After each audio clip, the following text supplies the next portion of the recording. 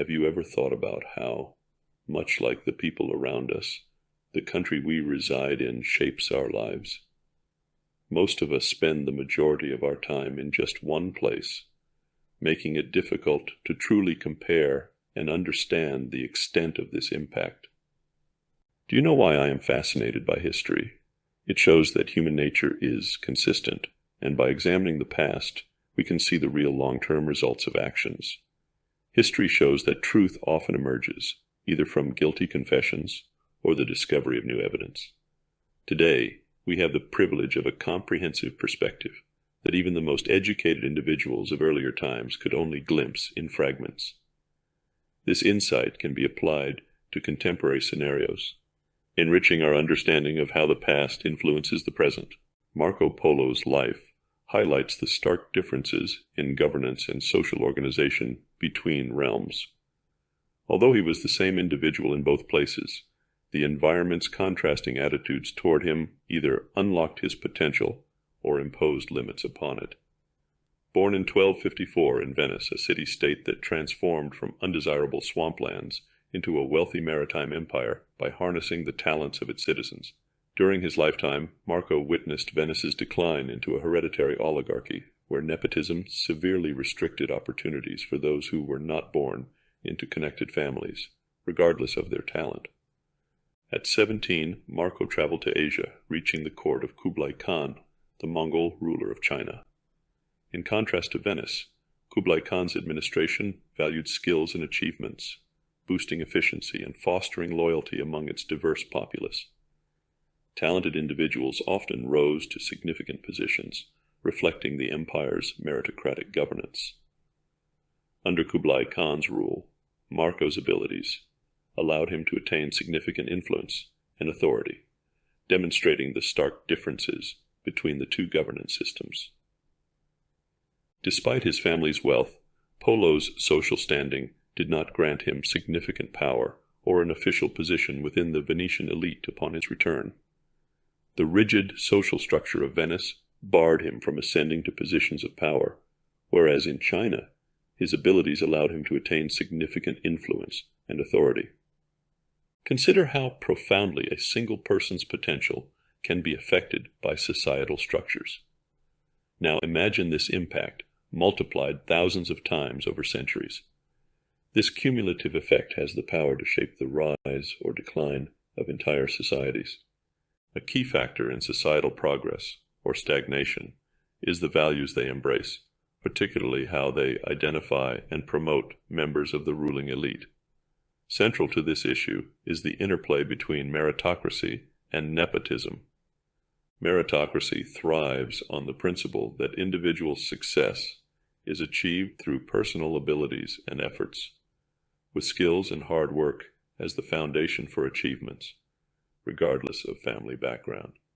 It ensures that the most capable individuals fill key roles, optimizing resource use, boosting productivity and innovation, enhancing transparency, and reducing corruption. Ultimately, meritocracy strengthens economies by rewarding ability and hard work, increasing efficiency, and preparing societies to tackle future challenges. Nepotism, derived from the Italian word nepotismo, meaning nephew, originated during the medieval and Renaissance periods when clerics, despite vows of celibacy, appointed relatives to maintain control within the family. This practice prioritizes family ties over competence, leading to preferential treatment and opportunities that are not merit-based. Nepotism fuels corruption by awarding positions based on relationships rather than merit, undermining accountability and transparency. This erodes public trust and hampers economic development by creating an unbalanced playing field. Moreover, nepotism places ill-equipped individuals in crucial roles, leading to poor work quality and operational inefficiencies, which waste resources and harm economic health. It also stifles innovation by valuing connections over merit, reducing incentives for creativity, and causing economic stagnation and diminished global competitiveness. In historical early Venice, measures were taken to combat nepotism, which initially led to significant successes. In 828, Venetian merchants traveled to Alexandria, Egypt, to retrieve the relics of St. Mark the Evangelist. They cleverly hid the relics in a basket covered with pork, knowing Muslim customs officers would avoid inspecting it. This act of smuggling was driven by self-interest, despite the significant risks involved. The merchants gained high social status and likely received monetary rewards. Their actions secured them protection and patronage from powerful Venetian families and the state. The relics symbolized divine favor, strengthening Venice's political ambitions. It increased Venice's prestige and independence. The winged lion, symbolizing St. Mark, became Venice's emblem, featured on its flag, coins, and buildings. All of this occurred because those who risked their lives were rewarded. The commenda system was widely used in Venice during the 11th and 12th centuries. This system was a key factor in Venice's economic expansion and trade dominance. The commenda was an early type of joint stock company in Venice, used for a single trading mission. It involved two partners, one who stayed in Venice, the sedentary partner, and one who traveled with the goods, the traveling partner. The sedentary partner provided most of the capital, while the traveling partner managed the cargo. This system allowed poor people to enter the trading business. Losses were shared based on how much each partner invested. Profits depended on the contract type. In a unilateral commenda, the sedentary partner provided all the capital and received 75% of the profits. In a bilateral commenda, the sedentary partner provided 67% of the capital and received 50% of the profits. Studying official documents reveals the commenda's role in promoting upward social mobility. These documents, from AD 960, 971, and 982, show a significant number of new names, indicating newcomers to the Venetian elite. In those years, new names made up 69%, 81%, and 65% of those recorded respectively. These individuals were challenging the system and forcing changes. Economic growth driven by inclusive institutions led to creative destruction. Each new wave of young entrepreneurs becoming wealthy through the commenda or similar institutions reduced the profits and success of established elites. They not only reduced profits, but also challenged the political power of these elites. For instance, Otto Orseolo, Doge from 1008 to 1026, was arrested, had his beard shaved, and was exiled to Constantinople due to accusations of nepotism. His successor, Pietro Barbolano, served until 1032, when he abdicated under pressure to reinstate Orseolo. This economic inclusiveness and the rise of new families through trade made Venice's political system more open. The Doge, who governed for life, was chosen by the General Assembly, though it was dominated by powerful families.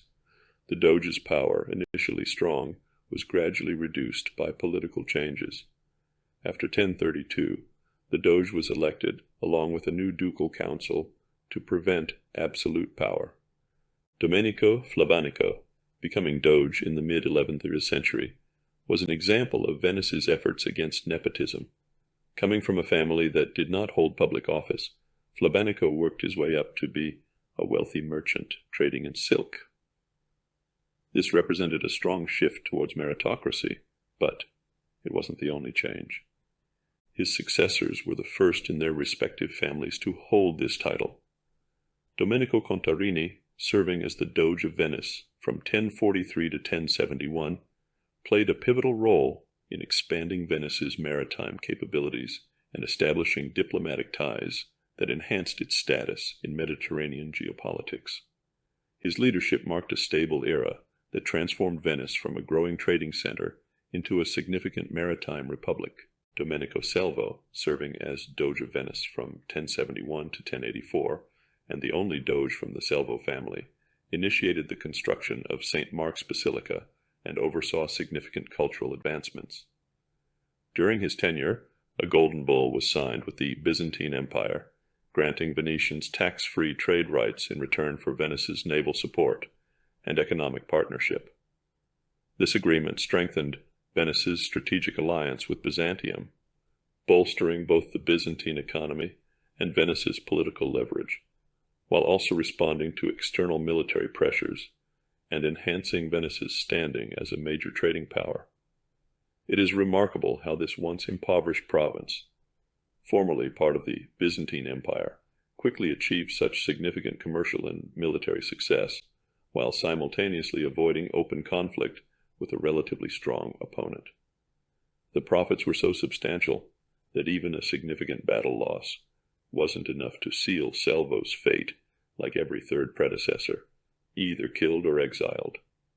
Instead, he passed away peacefully a few years later.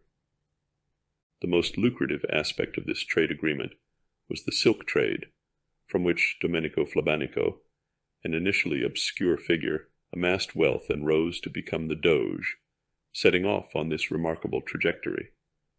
The Great Council was formally established in 1172 and became the main source of political power in Venice. This council consisted of state office holders, like judges. Each year, a nominating committee, selected by lot from the existing council, added 100 new members. The Great Council also chose members for two sub-councils, the Senate and the Council of 40, which handled legislative and executive tasks. Additionally, the Great Council selected the expanded Ducal Council, growing from 2 to 6 members.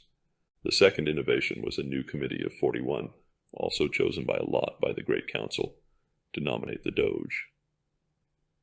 Although the General Assembly had to ratify this choice, it effectively gave the selection power to the council. A new Doge had to swear an oath of office that limited ducal power. Over time, these constraints increased, requiring Doges to obey magistrates and have their decisions approved by the Ducal Council. The Ducal Council also ensured the Doge followed the Great Council's decisions. These political reforms led to further institutional innovations, the creation of independent magistrates, courts, a court of appeals, and new private contract and bankruptcy laws. These new economic institutions in Venice allowed for new legal business forms and types of contracts. There was rapid financial innovation, marking the beginnings of modern banking in Venice. In this period, Venice became arguably the richest place in the world, boasting the most advanced meritocracy.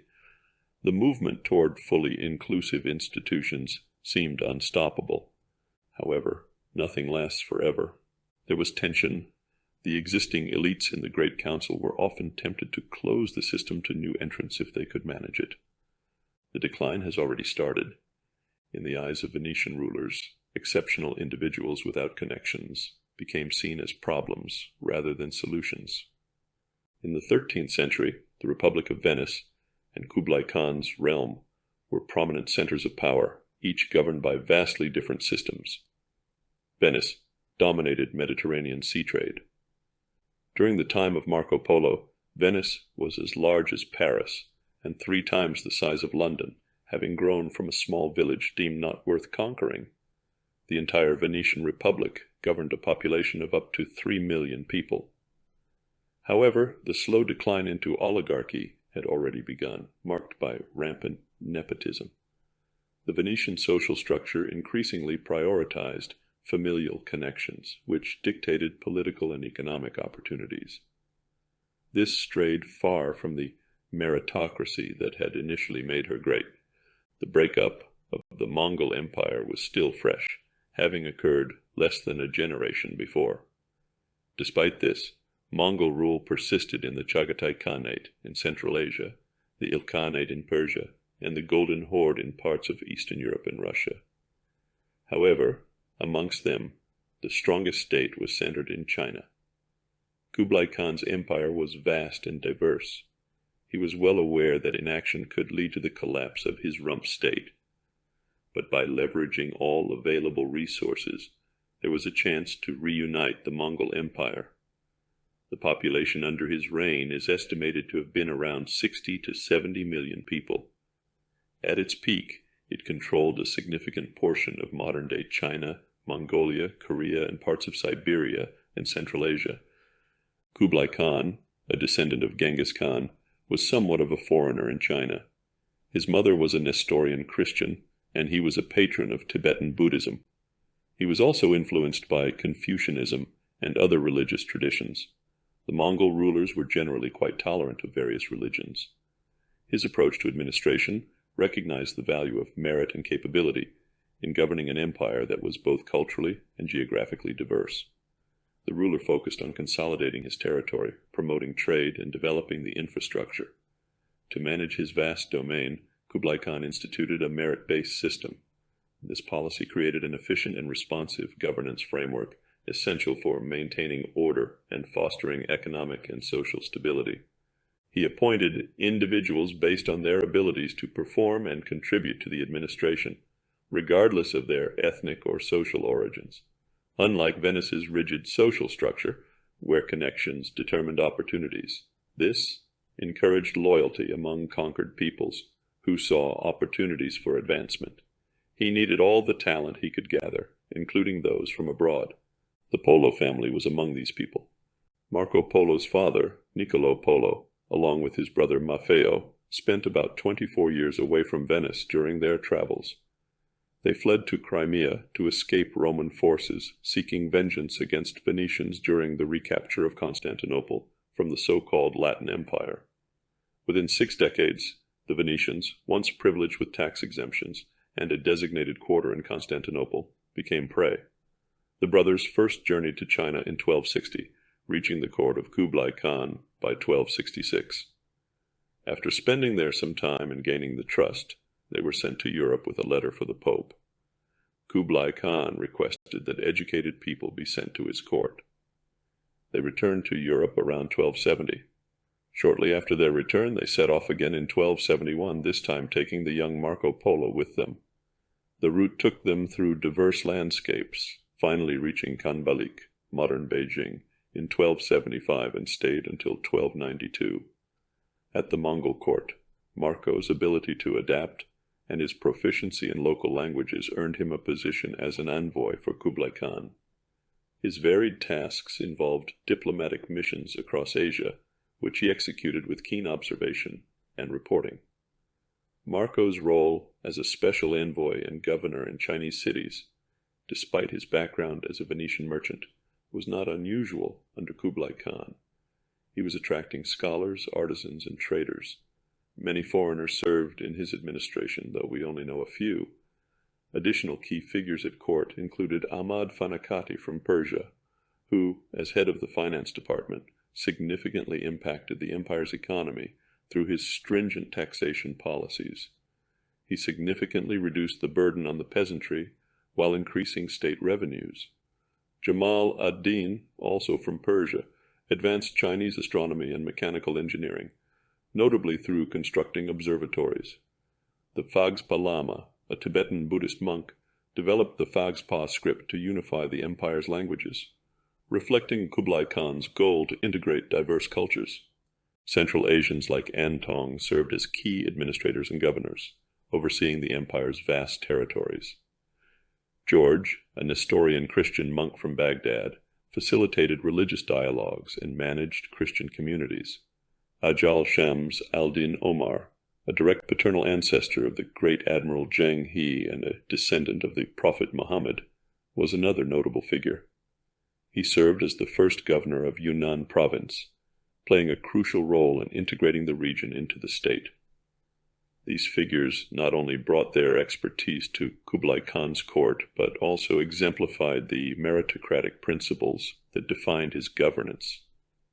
This environment fostered advancements in engineering, astronomy, and medicine, contributing to the flourishing of the Silk Road and strengthening the empire's economy. The focus on effective governance also led to infrastructure improvements, such as the expansion of the Grand Canal, nearly doubling its length to about 1,800 kilometers, facilitating economic integration and efficient movement of goods and people. Meanwhile, Venice was also changing rapidly. The adherence to nepotism presented a starkly different model of governance. At the Great Council's inception, membership was determined annually. At the end of each year, 4 electors were randomly chosen to nominate 100 members for the next year, who were automatically selected. On October 3, 1286, a proposal was made to require nominations to be confirmed by a majority in the Council of 40, controlled by elite families, effectively giving them veto power over new nominations. This proposal was defeated.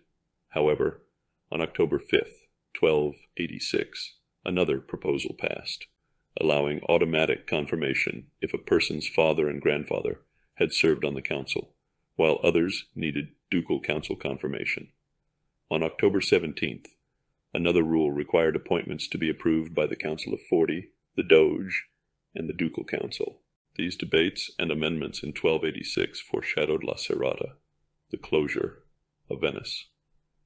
The Polos returned to Venice in 1295. In February 1297, it was decided that members of the Great Council from the previous 4 years received automatic nomination and approval. New nominations now required approval by the Council of 40, but with only 12 votes. After September 11, 1298, current members and their families no longer needed confirmation. The Great Council was effectively sealed to outsiders, creating a hereditary aristocracy. The Serrata del Maggior Consiglio formalized the exclusion of non-noble families from political life, effectively sealing the governing body to new members and entrenching the power of existing noble families. Those outside this emerging nobility did not relinquish their power without a fight. Political tensions in Venice increased steadily. The Great Council responded by expanding its membership, growing from 450 to 1,500, in an attempt to co-opt its most vocal opponents. Alongside this expansion, repression increased. In 1310, a police force was introduced for the first time, and domestic coercion grew steadily, aiming to solidify the new political order. While Marco Polo was still alive, his father and uncle had already passed away. None of them were ever chosen for the Great Council. Had Marco Polo remained in Venice, his fate would have been sealed within the same social confines. Regardless of his potential achievements, his name would not have been inscribed in the Golden Book of Venetian nobility, barring him and his male descendants from the Great Council. Even his significant achievements and his father's trade with the Mongols would not have secured them this recognition. This was solidified in 1315 with the Libro d'Oro, or Gold Book, an official registry of the Venetian nobility listing all the families eligible for public office. This registry was more than symbolic. It was a practical tool to maintain the status quo, ensuring that all governmental, judicial, and administrative roles were filled by those from approved lineages. As far as I am aware, the Polo family was not included. Even if he had married a woman from these elite circles, his sons would still have been excluded from the oligarchy. This policy severely restricted social mobility, stifling potential talent that could have contributed to governance and economic innovation. The shift to extractive political institutions was followed by a move to extractive economic institutions. They banned commenda contracts, a key innovation that had enriched Venice. This ban aimed to exclude new merchants, benefiting the established elite. Another step came in 1314 when the state began to nationalize trade. State galleys were organized for trade, and by 1324, high taxes were imposed on individuals wanting to trade, reserving long-distance trade for the nobility. In the same year Marco Polo died. Everything he had accomplished in his lifetime would have been illegal if repeated by anyone except a nobleman. This period marked the beginning of Venetian prosperity's decline. With business monopolized by the elite, the decline accelerated. Venice, once on the brink of becoming an inclusive society, succumbed to a coup. Political and economic institutions became more extractive, leading to economic decline. To compare, mentioned Ajal Shams al-Din Omar, the paternal ancestor of Admiral Zheng He, highlights the stark differences in opportunity and legacy. Zheng He led the largest Chinese fleet generations before Columbus's 3 ships set sail, showcasing the long-lasting impact of Kublai Khan's meritocratic values. In contrast, Marco Polo's children disappeared from history, reflecting the limitations imposed by the nepotistic Venetian society. with effects spanning generations later. In the annals of history, Venice and Genoa stand out as maritime republics that thrived on their strategic trading centers. However, there were dozens, if not hundreds, of better locations to become regional empires. The real power of these states lay in their ability to harness remarkable talents. Meritocracy creates a dynamic where individuals are valued for their contributions and capabilities, fostering an environment that nurtures innovation and excellence. Over time, meritocratic societies tend to outperform those governed by nepotism because they are better able to adapt to new challenges and efficiently allocate resources and responsibilities to those most capable. The decline of Venice into what is now often referred to as a museum city was gradual. Empires and great nations do not fade overnight. Their decline is a slow erosion, influenced by their inability to adapt and innovate. The term corruption in the past referred to decomposition and decay, a fitting metaphor for this state. Nepotism acts as a slow-acting poison in the bloodstream of a society, eventually leading to stagnation and decay.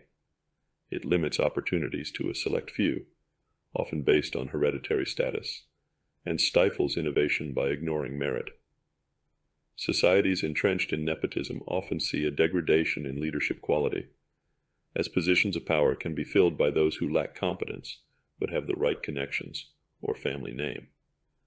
This degradation can lead to poor decision-making and governance, which in turn reduces societal resilience and adaptability. The nepotistic policies ensured control within the ruling class, but constrained the potential to grow. Both city-states began to decline when they started underutilizing the potential of gifted individuals. By limiting key positions to noble families, Venice hindered social and economic advancement based on merit, stifling innovation and adaptability. Nepotism divided society, with various populations seeking to secede from a state that stifled their development, or opting to go abroad in search of better opportunities. This phenomenon weakens the economic and intellectual infrastructure of a society, as valuable human capital leaves in search of better prospects elsewhere. Nowadays, we refer to this as brain drain, and global migration patterns continue to reflect the desire for better living conditions and opportunities. People gravitate towards societies where their skills and efforts can elevate their status and quality of life. The Kublai Khan's adoption of meritocracy facilitated a dynamic and innovative administration that could harness the talents of a diverse population, leading to a period of remarkable stability and prosperity. Conversely, Venice's stringent adherence to nepotism, while initially providing stability, ultimately limited its ability to adapt and innovate, impacting its long-term resilience and growth. In 1300, the geographical understanding of the world for most Europeans included only 3 continents: Africa, Asia, and Europe. Venice, a dominant maritime republic, flourished economically by capitalizing on its strategic location to become a hub of trade between the East and the West. However, despite its commercial prowess, Venice missed crucial opportunities for expansion due to its rigid oligarchic structure and resistance to innovation, ignoring the potential shown by individuals. Marco Polo reached China, where he became an envoy in Kublai Khan's court, and traveled to Persia as part of an entourage escorting a Mongol princess. His extensive travels provided him with unique insights into the vast networks and riches of Asia, which could have been invaluable. Yet, when Marco Polo returned to Venice, he arrived during one of its conflicts with Genoa and was imprisoned. Both Venice and Genoa were well positioned to capitalize on these new geographical discoveries. His detailed accounts of Asia, which could have inspired to seek new trade routes or monopolize trade with China, were largely overlooked. 2 centuries later, Columbus sought new trade routes to Asia. He wanted to reach areas where Marco Polo already was. Genoa would similarly fail to capitalize on the talent of Christopher Columbus, who, frustrated by a lack of support, turned to Spain. There he secured the backing to embark on the voyages that reshaped global trade and geopolitics, highlighting a monumental missed opportunity for his homeland. Other notable figures who left Genoa and Venetian territories include John Cabot, Antonio Vivaldi, El Greco, Giovanni da Verrazzano, and Niccolo Paganini. Countless others were lost to history, only to resurface somewhere else. For example, the American Fonda family, even though they arrived as Dutch traders, is originally from Genoa. What if meritocratic Venice had grown through the centuries instead of shrinking? Expanding the state by just 50 kilometers over a few centuries could have brought the talent of Nikola Tesla within its borders. This neglect underscores its long-term repercussions. Venice once became prosperous due to its inclusive institutions. However, its political and economic systems were overthrown, reversing that prosperity. By 1500, the population had shrunk to 100,000. Between 1650 and 1800, while Europe's population grew, Venice's population contracted. Today, Venice's economy is largely tourism. Visitors come to see pre-Serrata, wonders like the Doge's Palace, and St. Mark's Cathedral's lions, looted from Byzantium. Venice transformed from an economic powerhouse to a museum. Had Venice maintained a meritocratic system, rejecting its deep-seated oligarchy, the Republic might have sustained its economic dominance and adapted more readily to the changing dynamics of global trade. Venice's history illustrates the potential consequences of both seizing and ignoring opportunities presented by visionaries. The governance models illustrate how meritocracy unites and fosters growth, while nepotism divides and limits progress, profoundly shaping the destinies of both individuals and their states. After all, the fate of a state is intrinsically linked to the people who live within it.